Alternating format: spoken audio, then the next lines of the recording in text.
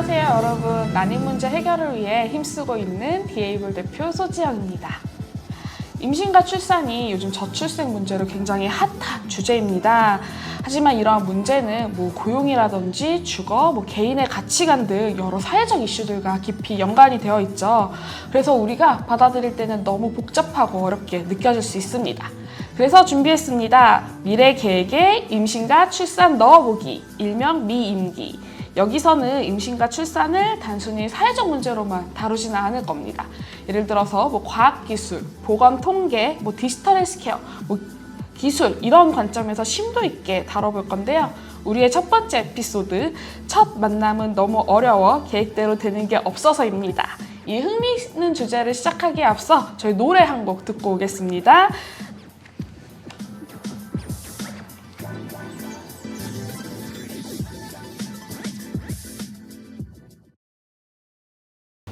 네, 저희 첫 번째 주제이자 그리고 이 노래 제목이었던 첫 만남은 너무 어려워 계획대로 되는 게 없어서 듣고 왔는데요. 사실 저희가 이 제목을 선택한 이유가 있습니다. 바로 이 주제가, 이 방송이 이제 아이를 낳고 싶어도 낳지 못하는 난임 여성들을 한번 곱씹어보자, 되짚어보자 라는 생각에서 이런 방송을 시작하게 돼서 이 주제를 선택하게 되었는데요. 실제로 이 방송은 난임뿐만이 아니라 이제 아이를 낳고자 하는 그런 여성들 혹은 10년, 20년 뒤에 아이를 낳을 수 있는 가능성이 있는 여성들 모두가 들으면 너무 좋은 방송이 될 것이라고 생각을 합니다. 네, 근데 이러한 방송을 저 혼자 하는 게 아니고요. 제가 아주 대단하신 분을 한 분 모셨습니다. 우리 먼저 소개를 할 건데요. 바로 명지전문대학 저출생 대응기술연구실의 전보영 교수님, 우리 인사해 주세요. 네. 네, 안녕하세요. 명지전문대학 보건의료정보과에서 일하고 있는 전보영이라고 합니다. 소지영 대표님 덕분에 제가 정말 이런 경험도 해보네요. 앞으로 잘 부탁드리겠습니다. 네, 제가 교수님 모신 이유가 있어요. 사실 교수님이 엄청나게 난임 연구를 활발하게 하시는 그런 교수님이세요. 그래서 오늘은 첫 번째 날이기도 하고 저희 교수님 소개도 좀 많이 하고 교수님께서 이렇게 난임 연구를 활발하게 하신 이유에 대해서도 좀 설명을 들어보면 좋을 것 같아요. 네. 굉장히 쑥스러운데요. 저는 참고로 슈퍼 아이입니다. 네. 슈퍼 아이가 MBTI의 아이인 거죠? 저 슈퍼 E입니다. 네. 저는 주로 빅데이터 분석을 하는 그런 연구자인데요. 실제로 제가 난임을 겪으면서 난임병원에 이렇게 앉아 있었어요. 그러면서 이렇게 수많은 여성들이, 그리고 겉으로 봤을 때 굉장히 건강해 보이는 여성들이 난임병원에 찾아오는 것을 보고 이분들에 대해 공부를 해보고 싶다라는 그런 마음을 갖게 되었습니다.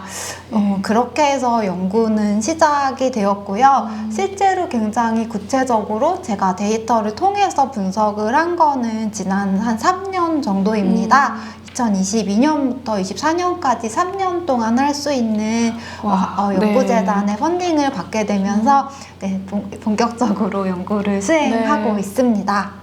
교수님 근데 되게 좀 독특한 경험인 게 보통은 이제 난임병원 가게 되면 이제 내가 너무 힘들다 이런 마음들 많이 들잖아요. 사실 저도 이 마음을 공감을 하는 게 이제 저도 사실 난임을 제가 경험을 했고 사실 저는 시술을 7번을 받았거든요. 근데 지금까지 이제 아이를 성공하지 못했단 말이죠. 그래서 이제 제 경험을 극복하고 싶어서 이렇게 창업을 하게 됐는데 사실은 이제 남들에 대한 문제보다 내 경험을 먼저 보게 돼요. 근데 교수님은 지금 나의 난임 상황임에도 불구하고 다른 사람들의 마음을 지금 이해하고 더 깊이 있게 생각하고자 이렇게 연구를 시작하게 되신 게 굉장히 좀 우리 흔히 말하는 F 성향도 강하신 것 같아요. 네. 혹시 MBTI F 맞으신가요? 네, 맞아요. 네. 그런 것 같습니다. ISFJ였던 것 같은데, 그런 것 같아요. 그리고 실제로 제가 관심 있는 연구를 하다 보니까 그 전에 비해서 좀 몰입감 있게 지난 3년간 연구를 했던 것 같아요. 그래서 내 얘기이고 이게 지금 정말로 숫자로 딱딱딱 딱 보면서 내가 이 문제를 가지고 있는데 전형적인 난임 유형에 속하고 정말 너무 신기한데요? 네, 그런 경험을 하면서 네네. 이렇게 연구를 좀 지속해올 수 있었던 것 같습니다. 교수님께서 연구 얘기 사실 많이 해주셨는데 그 연구가 구체적으로 뭔지에 대해서 좀 더 말씀해 주면 좋을 것 같아요. 저는 사실은 의사나 간호사는 아니에요. 그래서 비치료 혹은 비임상 중심에서 전반적인 일상적인 건강생활 습관에서의 난임의 원인을 찾는 연구들을 수행을 하고 있습니다. 대표적으로 두 가지 측면이 있는데 첫 번째는 우리나라 건강보험공단의 데이터를 활용하는 연구입니다. 건강보험공단 데이터가 뭐죠? 네, 모르시는 분들 많을 것 같아요. 건강보험공단 데이터는요. 여러분들이 병원에 가시면은 그 기록들이 건강보험공단에 통보가 됩니다. 그렇기 때문에 굉장히 빅데이터이겠죠. 왜냐하면 수많은 사람들이 1년에도 아주 많이 의료 이용을 하기 때문에 그 데이터를 가지고 난임 여성들이 어떤 의료 이용을 하고 있고 그 여성들이 과거에 어떤 생활 습관을 가지고 있었는지 와, 그런 부분들까지 나와요? 네, 그렇죠. 그런 데이터를 가지고 하는 게 첫 번째 연구고요. 두 번째는 사실 작년에 소지영 대표님하고 함께 했었는데 실제로 난임 여성들한테 설문조사를 하는 거예요. 그래서 여성들의 의견을 직접 묻고 실제로 또 임신 출산을 한 여성들과 동일한 설문지를 돌려서 이분들의 설문 문항들의 응답을 비교하는 거죠. 이렇게 실제 사람들의 이야기를 듣는 그런 연구도 수행을 하고 있습니다. 주로 이런 연구들을 하고 있어요. 사실 저희가 작년에 설문 연구를 했는데 난임과 그 다음에 임신하신 분들을 비교를 하는 그런 연구를 했어요. 근데 그 비교의 특성이 다른 뭐 치료적인 요소들보다 이제 어떻게 보면 일상에서 수집할 수 있는 그런 생활 습관이라든지 혹은 뭐 영양제 복용이라든지 막 이런 부분들을 가지고 비교를 하면서 약간은 좀 차이가 실제로 있었던 것 같아요. 아직 중간 결과죠. 100%의 도출된 결과는 아니지만 이 중간 결과라도 사실 조금 공유를 해주시면 좋을 것 같아요. 굉장히 흔한 결과들입니다. 아침 식사의 빈도라든지 단백질을 얼만큼 섭취하고 있는지 제일 좀 눈에 띄는 건 탄수화물 과다 섭취가 정말요? 난임 여성에서 안 좋은 걸로 디저트 섭취 같은 디저트 섭취 그렇죠. 그 비율이 굉장히 높았고요. 그리고 운동 중강도 이상의 혹은 아주 이제 이렇게 활달한 여성들이 확실히 임신 출산 여성에서 더 많은 것으로 나타나고 있어요. 그래서 전반적인 생활 습관이 비록 뭐 아이를 가졌기 때문에 아침을 먹을 수도 있고 운동을 할 수도 있지만 난임을 경험한 여성들이 전반적으로 식사나 혹은 규칙적인 생활 습관이 조금 약한 그런 측면을 보이고 있습니다. 실제로 이제 뭐 난임 원인들 중에서 원인 불명에 해당하는 게 거의 50%에 달한다고 하고 나머지 부분은 뭐 생식기 질환이라든지 이런 부분들이 난임으로 많이 이제 기인할 수 있다라고 좀 통계적으로는 얘기를 하고 있는데 이게 100% 생활 습관이 원인이다라고 말하는 건 저희 절대 아니고요. 그냥 이제 두 군을 비교했을 때 그래도 규칙적인 생활 습관을 가지면 임신의 확률이 높아진다라고 좀 해석을 하는 게 더 맞는 해석일 것 같아요. 저희가 아까도 말씀하셨듯이 비치료 영역, 그러니까 생활 습관 영역에서 이 원인 불명의 난임을 조금이라도 설명하고자 하는 부분이라고 생각하시면 될 것 같습니다. 저희 그리고 가족과 출산조사 데이터도 활용해서 그때 월경 이상이나 뭐 이런 부분들이 난임과 좀 연관이 된다라는 그런 얘기도 교수님께서 해주신 적이 있었거든요. 맞습니다. 난임 여성에서 과거에 이제 불규칙한 월경을 경험했던 비율이 비난임 여성보다 훨씬 높게 나왔었습니다. 그래서 그런 것들도 평소에 사실은 나를 잘 관찰하는 게 굉장히 중요하겠죠. 규칙적으로 월경을 하지 않거나 혹은 내가 굉장히 아침을 건너뛰거나 술, 담배를 많이 하거나 혹은 꼭 술, 담배처럼 자극적인 건 아니지만 뭐 당류를 좀 많이 섭취하는 습관을 가지고 있거나 그런 것들이 아주 장기적으로 봤을 때는 난임의 일부 원인이 될 수 있다라고 저희가 이 데이터에서 읽어주고 있다. 네. 이렇게 이야기를 하고 싶습니다. 네. 실제로 이제 월경의 이상이 난임으로 발생하는 빈도가 높다라는 건 사실 저도 되게 충격을 먹었으면서도 좀 되게 공감을 갔던 게 뭐냐면, 이제 저희가 바깥에서 많이 얘기는 안 하는데 제가 중학교 때랑 고등학교 때 생리양이 너무 많아가지고 병원에 입원한 적이 있어요. 그렇게까지 입원을 하실 네, 입원을 해서 너무 피를 많이 쏟으니까 결국 이제 쓰러진 거예요. 빈혈이 너무 심해서. 네, 근데 이제 저희 엄마가 이제 제가 엄마 나 이상하게 월경 양이 너무 많다 얘기를 했는데, 저희 엄마가 당시에 야 누구나 많을 수 있어. 네, 그러니까 이제 너무나 이제 지극히 당연한 상식. 네, 누구나 많을 수 있어. 너만 그런 거 아니야. 이렇게 얘기를 하니까 이게 제가 느끼기에 평상시와 너무 다른 패턴인데 이게 우리 엄마는 괜찮다고 하니까 또 말도 못하고. 네. 네, 저도 되게 유사해요. 아, 진짜요? 월경통이 정말 심해서 월경통 때문에 응급실에 실려가는. 아, 진짜요? 다 이런 과거들이 다 있네요. 몇 번 있어요. 몇 번. 그래서 그것도 심지어 어렸을 때도 아니고 20대 후반 이럴 때 한참 되게 이제 아기를 낳을 그 시기쯤에도 심지어 30이 넘어서도 이 문제 때문에 되게 많이 괴로웠었거든요. 근데 그 설문 문항에 규칙적인 월경이나 월경량이나 혹은 방금 말씀드렸던 월경통까지 좀 포괄적인 문항이었기 때문에 물론 그 문항이 가지고 있는 그 포괄성이 이렇게 나쁠 수도 있지만 어떻게 보면은 좀 이렇게 다양한 원인이 될 이 월경에서 발생하는 원인들이 결국에는 일정 부분 난임과도 연결이 될 수 있음을 그 데이터에서 보여주고 있었습니다. 네. 진짜 저희가 중학교, 고등학교 때 혹은 초등학교 때만 해도 이제 월경에 대해서 이제 생리대를 어떻게 뭐 버리는 법, 전 이런 건 배웠지만 그 뭐 빈도라든지 양이라든지 이게 어떻게 이상하고 이런 걸 한 번도 배운 적은 없거든요. 근데 요즘은 상황이 어떨지 모르는데 그래도 요즘 어머님들은 그래도 저희 어머님 세대보다는 내 아이들의 이제 월경의 그런 패턴이나 이런 것들을 잘 귀 기울여서 좀 들어주시는 그런 모습들이 좀 보이는 것 같기도 한데, 그래도 이제 아이들에게 월경이나 이런 부분들이 이제 미래 난임이나 혹은 이제 임신에 대한 그런 준비 부분들을 고려해서 좀 어릴 때부터 좀 신경을 쓰면서 내 패턴을 좀 관찰하고 하는 것들이 굉장히 좀 중요하다라는 생각이 얘기 들어보니까 많이 드네요. 청소년기뿐만 아니라 사실 성인기도 마찬가지죠. 20대 본인이 건강할 때 이런 부분을 많이 놓칠 수가 있어요. 왜냐하면 월경은 지나간단 말이에요. 그래서 그때 아프고 그 다음에 일상생활 살아가면은 금방 또 잊어버려요. 그런 것들이 이제 저희가 좀 자기 자신을 돌볼 필요성이 있음을 보여주는 것 같습니다. 되게 한 달에 한 번씩 해서 흔하지만 굉장히 많은 거를 알 수 있는 그런 상황이었습니다.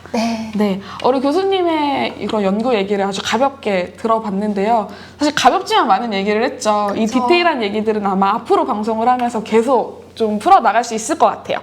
그러면 잠깐 우리 노래 듣고 다시 돌아오면서 또 저희 소개를 마저 하는 걸로 할게요. 두 번째 노래는 이제 이무진의 에피소드를 듣고 오겠습니다. 이무진의 에피소드를 듣고 왔더니 굉장히 심금을 울리는 것 같습니다. 노래가 너무 좋아요. 정말 잘 듣고 왔고요. 그런데 제 얘기를 했지만 대표님의 이야기도 좀 듣고 싶어요. 대표님께서 스타트업을 하신 지 이제 꽤 되신 걸로 알고 있는데 어떻게 시작을 하게 되셨는지 궁금합니다. 실제로 저희 회사가 2021년에 창업을 했죠. 이제 난임이라는 주제로 창업을 했어요. 근데 이제 아까 교수님께서 말씀해 주셨던 그런 계기가 되게 유사한데, 제가 난임 시술을 저는 이제 대학원 다니면서 제 삼성서울병원에서 이제 대학원을 다니니까 이제 삼성병원에 이제 난임 시술을 받으러 왔다 갔다 하는데, 난임 시술을 하려고 하면 제 이제 수업 일정과 맞고 하다 보니 사실 배려를 받고 병원을 왔다 갔다 해야 되는데 이 경험이 없으신 분들은 이게 쟤 왜 우리 같이 연구 얘기하고 해야 되는데 왜 혼자 빠져? 약간 이런 느낌을 맡으면서 조금 소외받는 느낌이 좀 들더라고요. 약간 유난스럽다. 네. 맞아, 유난스럽다. 그런 느낌을 진짜 많이 받아요. 그래서 이게 안 되겠다. 이제 내 스스로가 이런 난임이라는 부정적인 인식들을 좀 긍정적으로 좀 만들어 보겠다라는 생각이 들면서 당시에 이제 저는 디지털 헬스라고 말하는 그런 대학원을 나왔단 말이에요. 그래서 이렇게 모바일 앱이나 이런 서비스들이 굉장히 많아질 것 같은데 뭐 지금은 너무 일반화가 됐지만 이런 걸 활용해서 내가 좀 만들어보면 어떨까라는 생각을 좀 막연하게 했고 근데 이제 연구를 하면서 제가 연구했던 주제는 주로 이제 암이나 그다음에 응급 환경이나 아니면 이제 삼성 서울병원에서 하는 여러 전산 프로그램들을 이용한 뭐 그런 연구다 보니 개인적으로 난임 쪽으로 연구할 수 있는 기회는 없어서 졸업하자마자 이제 창업을 좀 해야겠다 생각이 들어서 하게 됐어요. 그러면 졸업이 2월이면 3월에 창업을 하신 케이스인가요? 실제로 저는 이제 졸업이 9월이었고 9월에. 네, 9월이었고 이제 2021년도 2월에 그 창업을 했으니까 사실 한 6개월 정도는 그 뭐 시간 강사 같은 거 하면서 창업을 준비했죠. 네, 강의를 하면서 창업 준비를 했고 이제 그리고 이제 창업을 하게 됐습니다. 근데 창업을 한 것도 되게 웃긴 게 이제 저는 당시에 남편과 주말 부부를 하고 있었어요. 근데 이제 졸업을 한 시점에서 남편과 같이 붙어 살아야겠다 싶어서 이제 지방으로 내려갔어요. 근데 이제 지방에 당시에 이제 창업 지원 제도가 굉장히 많았고 저도 이제 그 지역을 좀 정착하면서 좀 적응을 하기 위해서 창업 교육을 듣다 보니까 이렇게 지원금을 받아서 창업을 시작하면 좀 남들보다 좀 용이하지 않을까 했는데 지금까지 엄청 헤매는 삶을 살고 있습니다. 너무 어려워요. 헤매지 않아요. 엄청 정말 열심히 다른 사람들의 동기부여까지 하면서 정말 열심히 살고 계신 거 충분히 알고 있습니다. 그러면 스타트업을 하시면서 정말 하루도 빠짐없이 빼곡하게 열심히 살고 계신데 그동안 가장 대표적인 그래도 좀 우리 회사에서 내보일 만한 실적 같은 실적. 거 얘기해 주실 수 있을까요? 네, 실제로 이거 되게 재밌는 실적인데요. 저희가 이제 지금은 이제 기술 개발 팀이 갖춰졌지만 어쨌든 간에 저희 같은 그런 일반 개발자가 아닌 사람들은 개발까지 가는 과정이 되게 어렵거든요. 그래서 처음에 그 난임 플래너라고 해서 저희가 3개월 정도 임신을 준비하고 그리고 난임 시술 동안에도 그 시술 기간까지도 이제 너무 난임에 빠져 사는 게 아니라 내가 좀 긍정적인 생활 습관으로 좀 사고를 전환하는 그런 과정에 대한 그런 프로그램들을 운영한 적이 있어요. 그래서 수첩에다가 임신 준비 전에 아침을 좀 잘 먹고 뭐 점심이나 저녁이나 이런 것들도 좀 최대한 좋은 걸 먹으려고 노력하고 운동도 좀 많이 하고 그리고 내 스스로 우울증이나 이런 게 있는지를 좀 평가도 해보고 하는 그런 과정들을 어떻게 보면 내가 스스로 수첩에 기록해보고 그리고 그거를 사진 찍어서 저희한테 주면 저희가 이제 그거를 가지고 리포트를 이렇게 만들어줘요. 그러면 그 리포트 결과를 보면 저도 깜짝 놀라고 사람도 깜짝 놀라는 내가 이렇게 생각보다 나쁜 생활 습관을 지녔다고 내가 생각보다 이렇게 단 음식을 많이 먹는다고 나 이렇게 운동을 안 한다고 막 이렇게 깜짝깜짝 놀란단 말이에요. 이제 이런 부분들을 하나씩 개선하는 경험들을 하면서 이제 꼭 난임 시술이 아니더라도 뭐 자연 임신에 성공한 사례들도 있고 또 이제 혹은 시술을 빠르게 성공한 케이스들도 있고 뭐 당장 임신이나 시술이 아니더라도 이제 이 난임이기 때문에 아이를 가져야겠다라고 이렇게 빠져 살면서 우울했던 그런 마음들이 개선되는 사례들도 있고 그래서 저희가 아마 당시에 그 시범 사업을 진행했던 기간 동안 67% 정도가 좀 긍정적으로 좀 바뀌었던 것 같아요. 그러니까 나머지 그렇죠. 그 긍정적이라고 하는 거는 뭐 이제 임신의 성공이나 이런 것들을 조금 긍정적으로 표현을 한다면 나머지 67%에 해당하지 않는 사람들이 비록 이제 임신 자체 성공은 못했어도 그래도 이제 난임에 대한 그런 우울이나 스트레스 정도는 다 개선되는 그런 효과들을 보였던 게 좀 가장 좀 의미 있는 성과가 아닐까라는 생각이 들고 이제 지금은 저희가 이제 기술 개발팀이 어느 정도 좀 확보가 되면서 난임 정보를 좀 기반으로 한 그런 앱이 지금 론칭이 되었고 그리고 이렇게 생활 습관 같은 거를 체크를 했을 때 이게 이제 임신을 제일 긍정적으로 할 수 있는 그런 힘이 있는지 이제 즉 용어로는 우리가 흔히 말하는 좀 말을 좀 지어서 이제 가임에 대한 체력이다 해서 가임 체력 이런 그런 기술들을 좀 앱에다가 싣고 있습니다. 그리고 그런 기술들을 만들 때 사실 교수님의 연구 성과들을 좀 녹이려고 노력을 많이 했고 아마 이제 우리가 연구를 더 지속하게 되면서 네. 더 이제 고도화되고 세부적인 그런 기술로 발전할 수 있을 것이라고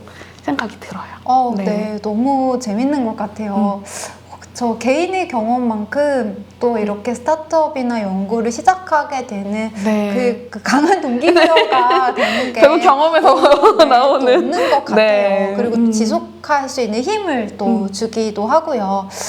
그런데 운영을 하시면서 항상 또 밝은 면만 있는 건 아닌 것 같아요. 네. 물론 아까 말씀하셨듯이 67% 정도의 개선을 통해서 태어난 아기들만 해도 엄청난 성과죠. 네. 근데 그렇지 못하고 때때로 어려운 상황도 있었을 텐데 그런 상황도 있으셨을까요? 네, 실제로 이제 실패하시는 분들은 보통 일반적으로 한두 달 정도 연락이 많이 끊기거든요. 네. 네, 그러면서 이제 또 저기 동굴 깊게 있다가 이제 다시 이제 바깥으로 회복하는 시간들이 걸리는데 그래도 저희랑 서비스를 통해서 만나신 분들은 회복이 되게 빨랐던 것 같아요.